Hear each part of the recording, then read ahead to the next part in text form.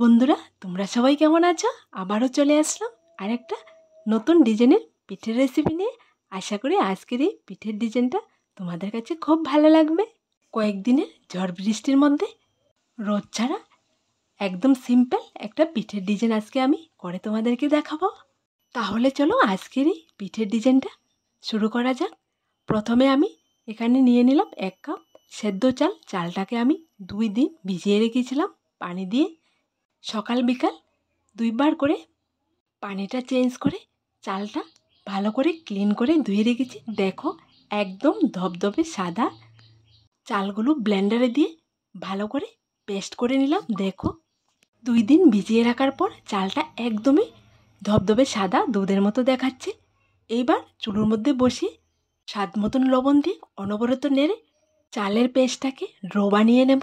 একদম সহজে তোমরা এরকম করে যদি তৈরি করো তাহলে অল্প সময়ে অনেকগুলো সিরিঞ্জ পিঠা তৈরি করতে পারবে।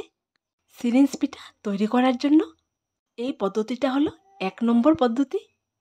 চুলোর আঁচটাকে একদম লোতে রেখে অনবরত নেড়ে 2 থেকে 3 মিনিটের মধ্যে আমি ড্রোটাকে রেডি করে নিলাম। দেখো একদম ধপধপে সাদা দুধের মতো দেখাচ্ছে। তোমরা যদি এরকম ধপধপে দুধের মতো সাদা পিঠে তৈরি করতে চাও তাহলে চালটাকে 2 দিন ভিজিয়ে রাখবে। দেখো বন্ধুরা, ডোটাকে চুলো থেকে নামিয়ে হালকা ঠান্ডা করে নিলাম। এরপর আমি হাত দিয়ে ভালো করে মাখিয়ে তুলোর মতো করে নিচ্ছি, যাতে করে পিঠেটা একদম সহজে সিরিঞ্জ থেকে বের হয়ে আসে। এখানে আমি সবগুলো পিঠে হোয়াইট কালারে রেডি করব। তাহলে চলো পিঠেটা ডিজাইন করে নেই। এখানে পিঠে ডিজাইন করার জন্য একটা সাদা পেপারে আমি ডিজাইন আগে থেকে এঁকে নিয়েছি। এর উপর রেখে দিলাম একটা প্লাস্টিকের পেপার। এবার উপর দিয়ে সিরিঞ্জ দিয়ে ডিজাইনটা সুন্দর করে এঁকে নিচ্ছি। দেখো তোমরা একবার দেখলে যে কেউ করে নিতে পারবে। ডিজাইনটা একটু দেখতে ক্যাকটাসের মতো লাগে। পিঠেটা যখন পুরোপুরিভাবে রেডি হয়ে যাবে তখন আমি সাবু দিয়ে পিঠের উপরের অংশটা ডিজাইন করে নেব। তাতে করে দেখতে পিঠেটা দারুণ সুন্দর লাগে আর ভাজার পর খেতেও আরও বেশি দারুণ লাগে। দেখো বন্ধুরা, পিঠের ডিজাইনটা করা হয়ে গেছে। ডিজাইনটা খুবই সুন্দর হয়েছে।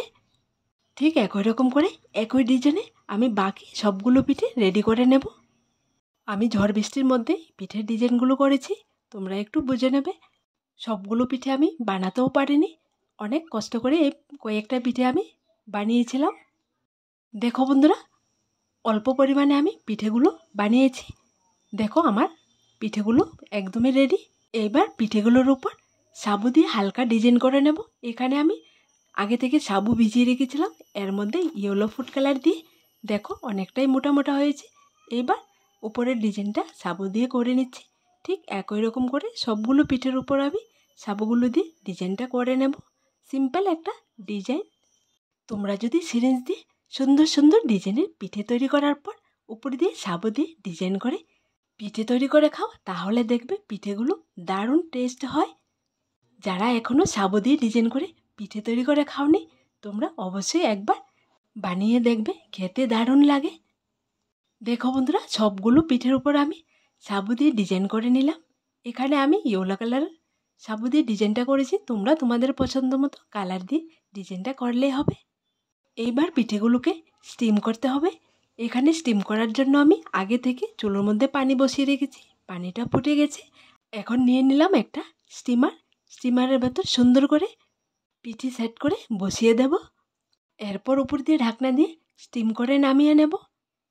আমার মতো করে যদি তোমরা সিরিঞ্জ বা কলপিঠা তৈরি করো তাহলে চোখের পলকে তোমরা অনেকগুলো পিঠে তৈরি করতে পারবে।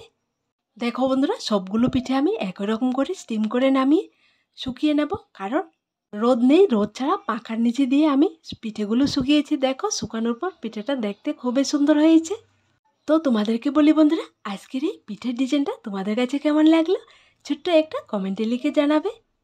আর আমার দেওয়া সবগুলো রেসিপি যদি তোমাদের কাছে ভালো লেগে থাকে তাহলে আমার এই ছোট্ট চ্যানেলটাকে লাইক, শেয়ার এবং সাবস্ক্রাইব করে পাশে থাকা বেল বাটনটি অবশ্যই ক্লিক করে রাখবে। আজ এখানে আবার দেখা হবে নতুন একটা রেসিপির সাথে। সবাই ভালো থেকো, সুস্থ থেকো।